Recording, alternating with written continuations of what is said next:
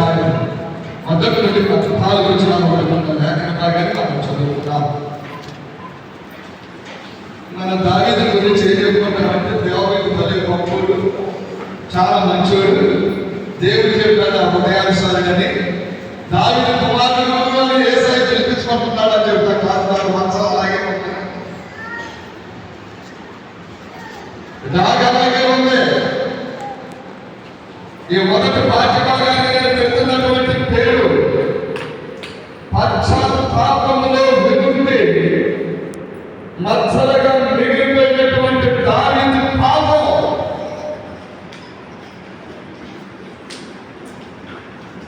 పాపమన్నది పాము లాంటిది, బాగా పడతది, ప్రాణం తీస్తుంది. ఒక తల్లి కొడుకు చెబుతున్నది, భద్రము కొడుకా పాపము చేయకురా,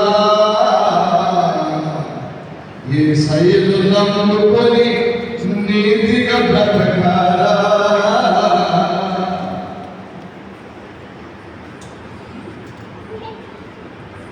గొర్రెలు కాస్తున్న వాడిని ఇశ్రాయేలీయులను రాజుగా చేస్తే దేవుడు, నేను రాజుని కదా ఏమి చేసినా పర్వాలేదు అనుకున్నాడా?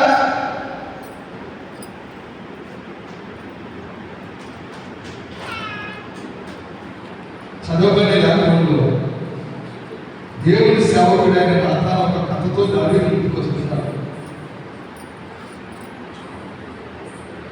కొన్ని కథలను వినిపిస్తుంటారు. దేవుడు మన పాపాన్ని మనకి జ్ఞాపకం చేయండి. దావీదు ఏమనుకుంటున్నాడంటే ఏమి కాదు, మనకు కొన్ని పర్యాయాలు జీవనంతోనే ఉంటాం. చూస్తున్నాడమ్మా చెల్లి, చూస్తున్నాడమ్మా నువ్వు చేసే పనులన్నీ, చూస్తున్నాడమ్మా అన్ను అడుగుతాడమ్మా లెక్క, అడుగుతాడమ్మా. అసలు తీర్పుదాకా కావచ్చు, ఏదో ఒక రోజు నీ దగ్గరకు వస్తుంది. శిలువ త్యాగం వల్ల ఈ వాక్యాలు చాలా ప్రాముఖ్యమైనవి. ఒక కథతో దేవుడి సేవకుడు వస్తున్నాడు. ఆ సేవకుడిని దేవుడు అనుకున్నాడు. దావీదు దగ్గరికి వచ్చి చెబుతున్నాడు, ఐశ్వర్యవంతుడు ఒకడు ఉన్నాడు, దరిద్రుడు ఒకడు ఉన్నాడు. ఐశ్వర్యవంతుడికి పిల్లలు బాగున్నాయి, కానీ దరిద్రుడికి ఒక్కటే ఆడగొడ్లు ఉన్నాయి. దాన్ని చాలా ప్రేమతో చూసుకుంటున్నాడు. కానీ కాలం తిరిగి వచ్చేసరికి ఆలయం మనందరికీ తెలుసు.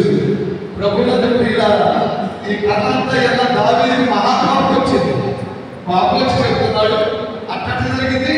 దరిద్రుడికి అన్యాయం చేసినది ఏం చేయాలో చెప్తున్నాడు. చదవండి ఆ మాట.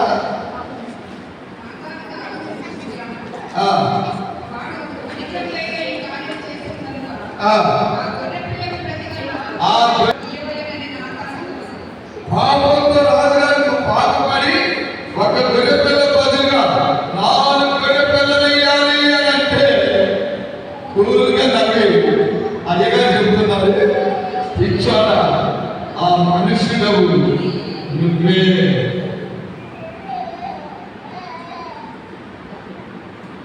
దేవుని సేవకుడికి రాజైనా ఒకటే, పేదైనా ఒకటే, ధనవంతుడైనా ఒకటే, దరిద్రుడైనా ఒకటే. ఉన్నట్టు కొన్ని సార్లు లేకపోతే మాకు కూడా కావాలా ఏం చేసిన వాళ్ళు అడుగుతారు.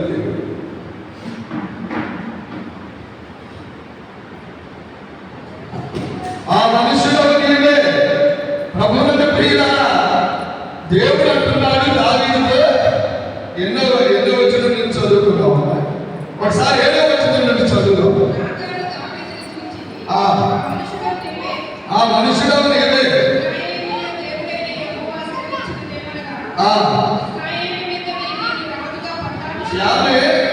దావీదు గారు, నేను నీ పేరు పట్టు చేసిన, ఇశ్రాయేలు మీద నిన్ను రాజుగా పట్టాభిషేకం చేసిన,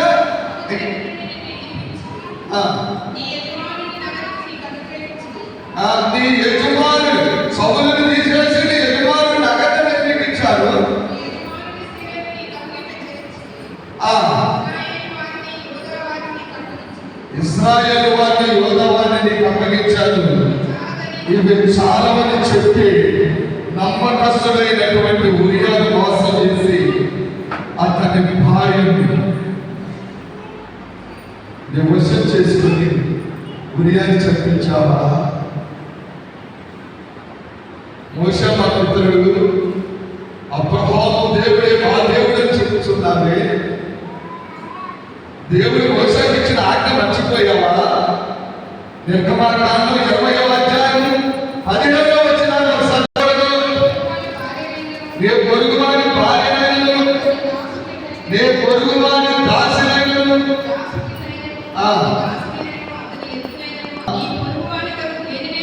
దేనినైనా ఆశించొద్దు. నీ పొరుగువాని భార్యను నువ్వు ఆశిస్తే మరి నీ భార్య సంగతి ఏం కావాలా?